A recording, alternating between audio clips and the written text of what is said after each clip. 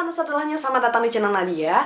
2 minggu yang lalu Nadia upload video tentang Indomie Soto Padang. Dan kali ini kayaknya Nadia bakal melakukan konten yang udah lama banget yang pernah Nadia bikin dulu. Itu tentang belajar bahasa Minang. Ya, Nadia tahu itu terakhir Nadia bikin adalah 2016. Dan itu kayaknya banyak yang request karena belajarnya nanggung gitu katanya. Nah, that's why sekarang aku mau ngelanjutin video belajar bahasa Minang yang sebelumnya, yaitu part 3. Nah, seperti video belajar bahasa Minang sebelumnya, di akhir video aku bakal ngasih mini quiz untuk kalian jawab di kolom komentar. Jangan kemana-mana ya, tetap di video Nadia.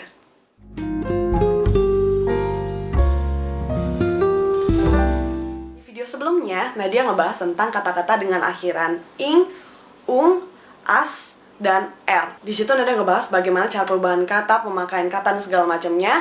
Dan untuk kali ini kita bakal ngebahas apa ya?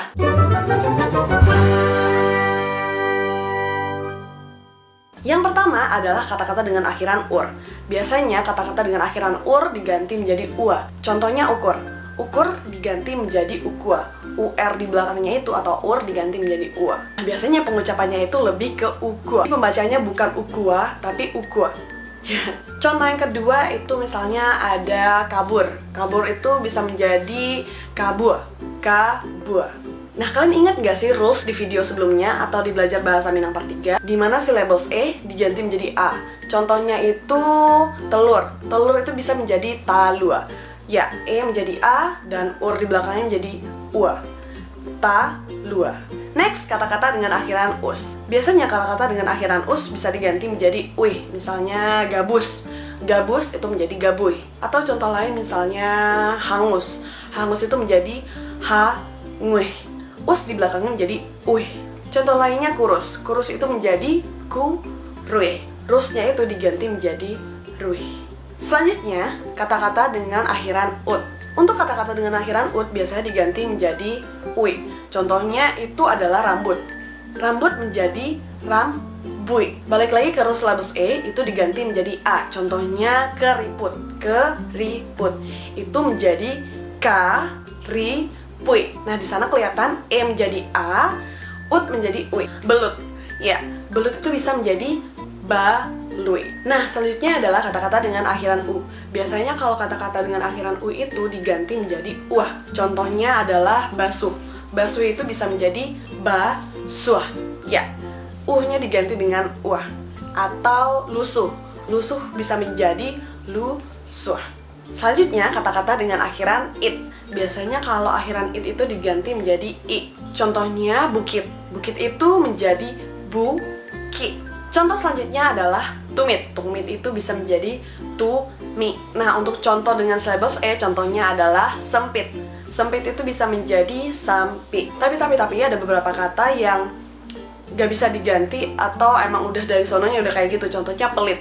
Pelit itu bukan berarti menjadi pali gitu ya. Bahasa Minangnya pelit adalah pili atau sampili. Banyak banget deh bahasanya. Nah, mumpung ingat tentang pili atau pelit ya, kenapa sih orang Padang itu dibilangnya itu pelit ya? Iya nggak sih bagi sanak-sanak yang orang Minang yang ngerantau, baru kenalan sama orang deh, terus, hai ya dari mana gitu ya, dari Minang gitu.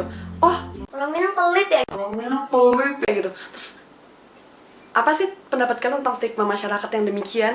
Komentar di bawah ya. Nah, selanjutnya kata-kata dengan akhiran at. Biasanya kata-kata dengan akhiran at itu menjadi e. Contohnya adalah silat.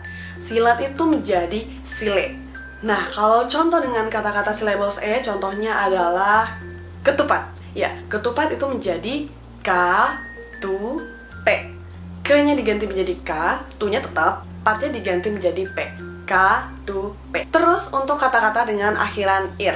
Biasanya kalau kata-kata dengan akhiran ir itu diganti menjadi iya. Bukan iya, tapi iya. Contohnya adalah kincir. Kincir itu menjadi kincia. Atau contohnya air. Air itu diganti menjadi aya. Oke teman-teman, itu tadi video belajar bahasa Minang. Sebenarnya gampang banget. Kalian tinggal replay videoku, atau kalian ngobrol sama teman-teman yang dari Minang, atau kalian juga bisa praktekin ketika kalian ke rumah makan Padang terus pesen makanannya dengan bahasa yang aku gunakan tadi, atau beberapa kata yang udah aku jelasin tadi. Nah, seperti yang udah aku jelasin di awal video tadi, aku bakal ngasih teman-teman mini quiz dimana ada 3 soal untuk teman-teman tulis jawabannya di kolom komentar. Yang pertama itu bahasa Minang dari 10. Yang kedua bahasa Minang dari serut. Terus yang ketiga bahasa Minang dari lahir. Tulis jawaban kalian di kolom komentar dan sertakan juga jumlah subscriber aku ketika kalian mengomentari video aku. Nah, nanti dari teman-teman yang jawab, aku bakal pilih 2 orang untuk aku kasih oleh-oleh dari Sumatera Barat atau Bukit Tinggi. Kebetulan bentar lagi kan aku mudik nih, jadi aku bakal bawain oleh-oleh buat teman-teman 2 orang yang jawabannya benar dan komentar di bawah ini.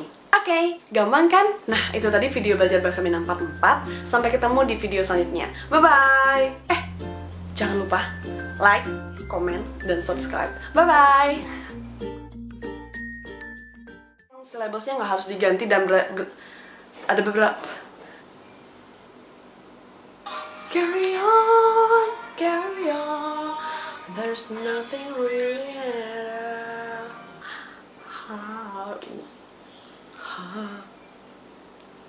nothing really matter. Anyone can see. Nothing really bad.